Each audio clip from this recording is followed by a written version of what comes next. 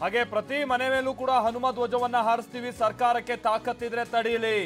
ಮಾಜಿ ಸಚಿವ ಸಿ.ಟಿ. ರವಿ ಸವಾಲ್ ಹಾಕಿರೋದು. ವಿಷಯ ಅಂದ್ರೆ ಅವ್ರ ಮನೆ ಮೇಲೆ ಹಾರಿಸ್ತಾರೆ, ದೇವಸ್ಥಾನದ ಮೇಲೆ ಹಾರಿಸ್ತಾರೆ ಅನ್ನುವಂಥದ್ದಲ್ಲ, ಸರ್ಕಾರಿ ಜಾಗದಲ್ಲಿ ಹಾರಿಸಿದ್ರು ಅನ್ನುವಂಥದ್ದು ಇಲ್ಲಿ ವಿವಾದಕ್ಕೆ ಕಾರಣ ಆಗಿರೋದು. ಅದನ್ನ ಕೆಳಗಿಳಿಸಿದಂಥದ್ದು ವಿವಾದಕ್ಕೆ ಕಾರಣ ಆಗಿರೋದು. ಸಿ.ಟಿ. ರವಿ ಅವರು ಪ್ರತಿಯೊಬ್ಬರ ಮನೆ ಮೇಲೂ ಹಾರಿಸ್ತೀವಿ, ಸರ್ಕಾರಕ್ಕೆ ತಾಕತ್ತಿದ್ರೆ ತಡೀಲಿ. ನಮ್ಮ ಹೋರಾಟ ಹಿಂದೂ ವಿರೋಧಿಗಳ ಮೇಲೆ. ಧ್ವಜ ತೆಗೆದಂತ ಸರ್ಕಾರ ರಾಜಕೀಯವಾಗಿ ಭಸ್ಮ ಆಗ್ಬೇಕು. ಹನುಮನ ಬಾಲಕ್ಕೆ ಬೆಂಕಿ ಹಚ್ಚಿದ್ರಿಂದಾಗಿ ಲಂಕೆ ಭಸ್ಮ ಆಯ್ತು. ಲಂಕೆಗಾದಂತಹ ಪರಿಸ್ಥಿತಿಯೇ ಈ ಸರ್ಕಾರಕ್ಕೂ ಬರುತ್ತೆ ಅಂತ ಮಂಡ್ಯದಲ್ಲಿ ಮಾಜಿ ಸಚಿವ ಸಿ.ಟಿ. ರವಿ ವಾಗ್ದಾಳಿಯನ್ನ ನಡೆಸಿದ್ದಾರೆ.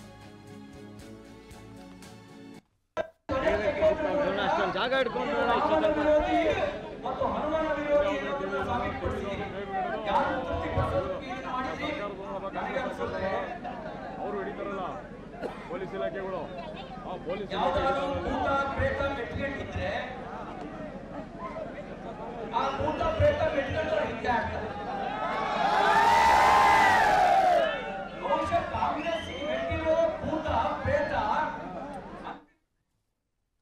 ಪ್ರಶಾಂತ್ ನಮ್ಮ ಪ್ರತಿನಿಧಿ ಇದಕ್ಕೆ ಸಂಬಂಧಪಟ್ಟಕ್ಕೆ ಮತ್ತಷ್ಟು ಡೀಟೇಲ್ಸ್ ಅನ್ನು ಕೊಡ್ತಾರೆ. ನಮ್ಮ ಜೊತೆಗೆ ನೇರ ಸಂಪರ್ಕದಲ್ಲಿ ಜಾಯಿನ್ ಆಗ್ತಾ ಇದ್ದಾರೆ. ಪ್ರಶಾಂತ್, ಇವತ್ತು ದೊಡ್ಡ ಮಟ್ಟದ ಹೋರಾಟಕ್ಕೆ ವೇದಿಕೆ ಆಗಿದೆ ಮಂಡ್ಯ. ಇನ್ನು ಬಹುಶಃ ಇವರೆಲ್ಲ ಟಾರ್ಗೆಟ್ ಇರುವಂತದ್ದು ನಾಡ್ದು 9ನೇ ತಾರೀಕು ಬಹಳ ದೊಡ್ಡ ಮಟ್ಟದಲ್ಲಿ ಬಂದ್ ಆಚರಿಸಬೇಕು ಅನ್ನುವಂಥ ವಿಚಾರವಾಗಿ ಅನ್ನೋದು ಅಂತ ಕಾಣಿಸುತ್ತೆ. ಅದಕ್ಕೆ ಸಂಬಂಧಪಟ್ಟಂಗೆ ಇವತ್ತೇ ಎಲ್ಲ ಹಿಂಟ್ ಸಿಕ್ಕಿದೆ. ಹೇಗೆ ಆ ವ್ಯವಸ್ಥೆಗಳಾಗ್ತಾ ಇದೆ? ಕೊನೆಯದಾಗಿ ಈ ಕೊನೆ ಹಂತದ ಇವತ್ತಿನ ಪ್ರತಿಭಟನೆ ಇದೆಲ್ಲ ಹೇಗೆ ಕಂಡು ಬರ್ತು ಪ್ರಶಾಂತ್?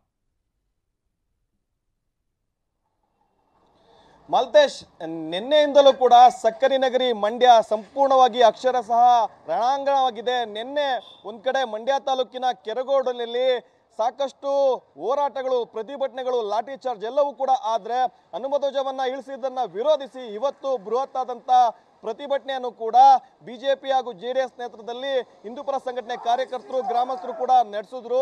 ಸುಮಾರು 14 ಕಿಲೋಮೀಟರ್ ಪ್ರತಿಭಟನೆ ನಡೀತು. ಪ್ರತಿಭಟನೆ ಉದ್ದಕ್ಕೂ ಕೂಡ ಸ್ಥಳೀಯ ಶಾಸಕ ರವಿಕುಮಾರ್ ಗಣಿಗ ರಾಜ್ಯ ಸರ್ಕಾರದ ವಿರುದ್ಧ ಆಕ್ರೋಶಗಳನ್ನು ಕೂಡ ಕಟ್ಟೆ ಹೊಡಿತು. ಈ ಮಧ್ಯದಲ್ಲೂ ಕೂಡ ಸಾಕಷ್ಟು ಕಡೆ ಫ್ಲೆಕ್ಸ್ ಗಳನ್ನ ಹರಿಯೋಕೋದಂತ ಸಂದರ್ಭದಲ್ಲೂ ಕೂಡ ಲಾಠಿ ಚಾರ್ಜ್ ಆಯ್ತು. ಕಾರ್ಯಕರ್ತರ ಮೇಲೆ ಲಾಠಿ ಚಾರ್ಜ್ ಅನ್ನು ಮಾಡಿದ್ರು. ಈಗ ನೂಕಾಟ ತಲಾಟದಲ್ಲೂ ಕೂಡ ಸಾಕಷ್ಟು ವಾಹನಗಳು ಕೂಡ ಜಖಮ್ ಆಯ್ತು. ಒಬ್ಬ ಕಾರ್ಯಕರ್ತನಿಗೂ ಕೂಡ ಪೆಟ್ಟನ್ನು ಬಿತ್ತು. ಸ್ವತಃ ಸಿಎಂ ಅವರ ಭಾವಚಿತ್ರಕ್ಕೂ ಕೂಡ ಕಲ್ಲು ತೂರಾಟ ನಡೆದ್ರು. ಆ ನಂತರದಲ್ಲಿ ಡಿಸಿ ಕಚೇರಿಗೆ ಮುತ್ತಿಗೆ ಹಾಕೋ ಕೂಡ ಕಾರ್ಯಕರ್ತರು ಮುಂದಾಗಿರುವಂತದ್ದು. ಸಾಕಷ್ಟು ಜನ ಬಿಜೆಪಿ ಹಾಗೂ ಜೆಡಿಎಸ್ ನ ನಾಯಕರಿದ್ರು. ಪ್ರಮುಖವಾಗಿ ಮಾಜಿ ಸಿಎಂ ಕುಮಾರಸ್ವಾಮಿ ಅವರು, ಬಿಜೆಪಿಯ ಮಾಜಿ ಸಚಿವ ಸಿ.ಟಿ. ರವಿ ಅವರು ಇದ್ರು. ಇವರು ಕೂಡ ಸರ್ಕಾರದ ವಿರುದ್ಧ ಸಾಕಷ್ಟು ಆಕ್ರೋಶವಾಗಿ ಮಾತುಗಳನ್ನಾಡಿದ್ರು.